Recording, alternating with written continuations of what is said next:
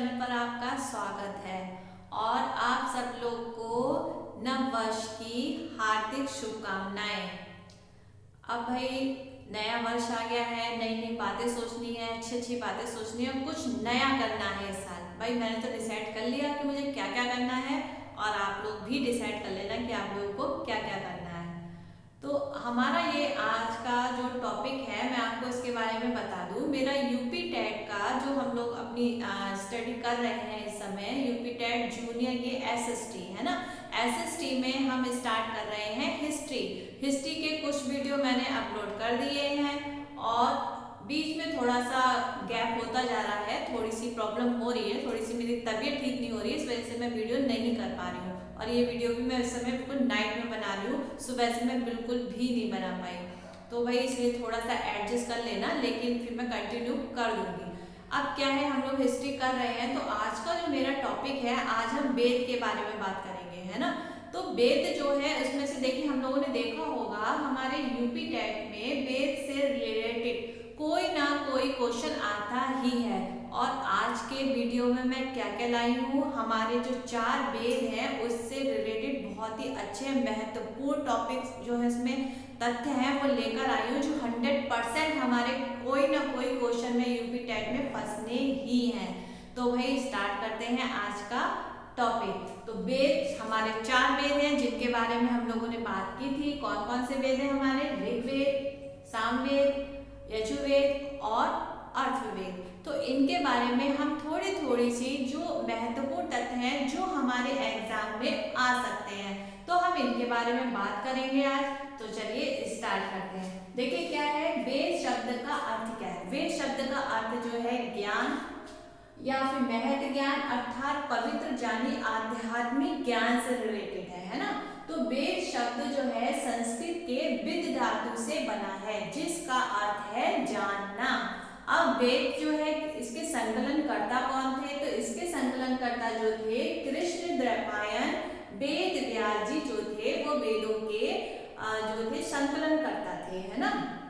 अब ऋग्वेद, सबसे पहले हम बात करते हैं ऋग्वेद के बारे में। तो ऋग्वेद में से जो है आर्यों की राजनीतिक प्रणाली या फिर इतिहास के बारे में जानकारी मिलती है।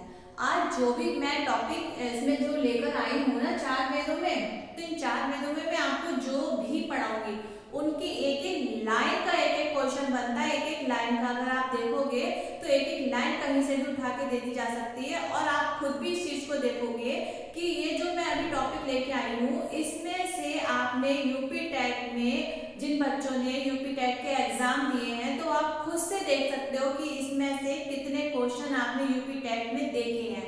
और जिन्होंने अभी तक एग्जाम नहीं दिए हैं वो प्रीवियस ईयर के जो है क्वेश्चन पेपर आप लोग उठा के देखिएगा। आपको जो मैं आज आपको बताने जा रही हूँ उसमें से आपको बहुत ही अच्छे क्वेश्चन मिलेंगे जो आपकी थ्योरी में आज आपको मिलेंगे। और वीडियो पूरा देखिएगा, लास्ट में मैं आपको बहुत ही इंपॉर्टेंट चीज बताऊंगी। वेद के उपवेद भी होते हैं, जो हमारे वेद हैं उनका हर एक वेद का जो है उपवेद भी होते हैं जो कि हमारे क्वेश्चन में आ सकते हैं पेपर में। तो इसके बारे में मैं लास्ट में बताऊंगी। अभी आपको 4 वेद उनके बारे में कुछ महत्वपूर्ण तथ्य बताते हैं। तो सबसे पहले हमारा ऋग्वेद है जिसमें जो है आर्यों की राजनीतिक प्रणाली और इतिहास के बारे में जो है उसकी जानकारी हमें मिलती है। फिर नेक्स्ट जैसे का इस वेद में यानी कि ऋग्वेद में 10 मंडल हैं, 8 अष्टक हैं एवं 1028 सूक्त है, ठीक है। अब क्वेश्चन देखिए, यहाँ पर 10 मंडल वाला वेद यानी कौन सा है? ऋग्वेद है ना। इसमें वाल खिल्य सूक्त जिनकी संख्या 11 है भी शामिल है। ऋग्वेद की दूसरे एवं 7वें मंडल ऋचाएं सर्वाधिक प्राचीन है। ऋग्वेद के 8वें मंडल में मिली हस्तलिखित प्रतियों के परिशिष्ट को खिल कहा गया है। क्या कहा गया है? खिल कहा गया है। ऋग्वेद में अधिकांश भाग जो है देवताओं की स्तुति परक ऋचाएं हैं और इसमें कुल मंत्रों की संख्या जो है 10,600 है। तो इसमें से भी आपने देखे होंगे कि कितने क्वेश्चन हमारे बन सकते हैं और बने हैं। और सबसे प्राचीन वेद कौन सा माना जाता है? सबसे प्राचीन वेद जो है हमारा ऋग्वेद माना जाता है। ये क्वेश्चन आ चुका है कि सबसे प्राचीन वेद कौन सा है, वह हमारा ऋग्वेद है। और हमारे ऋग्वेद में कितने मंडल है ये भी क्वेश्चन आ चुका है, वो मैंने आपको बताया 10 मंडल है।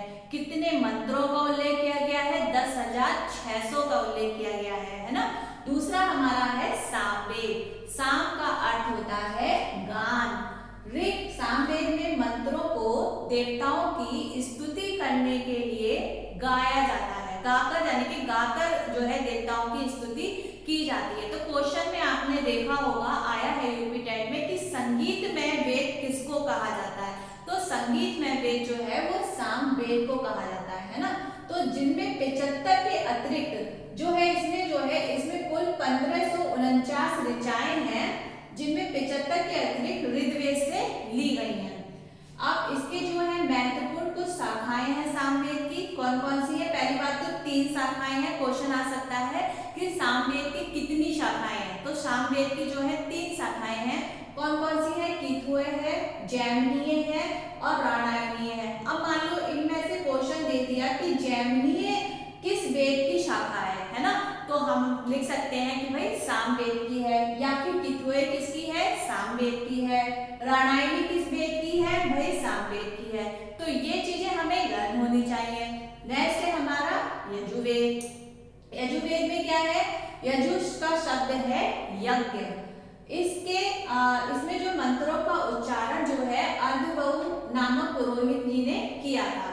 इस वेद में अनेक प्रकार के यज्ञों को संपन्न करने की विधियों का उल्लेख किया गया है कि जैसे कि हमारे हिंदू धर्म में कई तरीके के यज्ञ होते हैं, तो उन यज्ञों को किस तरीके से किया जाता है, उन विधियों का विधि विधान सब चीज का उल्लेख जो है वो यजुर्वेद में किया गया है ना। तो ये जो है गद तथा पद में भी लिखा गया है। अब यहाँ पर क्वेश्चन यहाँ पर ये भी आया है कि कौन सा वेद गद और पद दोनों में लिखा गया है, तो वह हमारा कौन सा है? यजुर्वेद। अब यजुर्वेद यानी कि गद को जो क्या कहा गया है? गद को यजुष कहा जाता है। और यजुर्वेद के मुख्य जो है 2 भाग बताए गए हैं। कौन से किसके बताए गए हैं? यजुर्वेद के।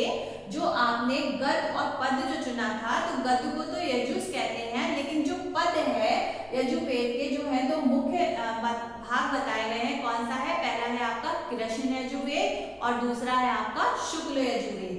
ठीक है, तो ये आपके ये भी आ सकता है कि यजुर्वेद के कितने मुख्य भाग है? 2 है। कौन कौन से हैं? कृष्ण यजुर्वेद और आपका शुक्ल यजुर्वेद। नेक्स्ट है आपका अथर्ववेद।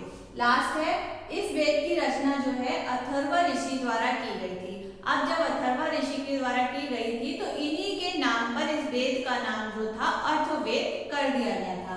तो यहाँ पर यही है, इस वेद में जो है कितने मंडल है? इस वेद में 20 मंडल हैं, 731 सूक्त है और 5839 मंत्र हैं। अब इस वेद के जो महत्वपूर्ण विषय हैं यानी कि सब्जेक्ट, ये वेद किन किन सब्जेक्ट में है? जैसे कि देखिए ऋग्वेद में क्या था? ऋग्वेद में मंत्र थे। सामवेद में क्या था? सामवेद में मंत्रों को गाके यानी कि संगीत में था।